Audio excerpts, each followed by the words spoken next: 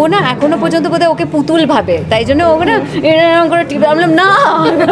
একটার পর একটা বড় ধামাকা থাকতে চলেছে শাকিব খানের upcoming cinema Prince once upon A time in ঢাকায়। হ্যাঁ দর্শক, আগামী বছরের পবিত্র ঈদ উল ফিতরে আসতে চলেছে শাকিব খানের নতুন সিনেমা প্রিন্স। বড় লাক্সারি সেটের মধ্যে এবং বাংলাদেশের সর্বোচ্চ বাজেট নিয়ে তৈরি হচ্ছে শাকিব খানের এই সিনেমাটি। কিন্তু ইতিমধ্যে সোশ্যাল মিডিয়ার মধ্যে লিক হয়ে গেছে এই সিনেমার একটি আইটেম গানের দৃশ্য। ছবিটিতে দেখা মিলল শাকিব খানের পাশে হট এবং গ্ল্যামার কুইন তামান্না ভাটিয়াকে।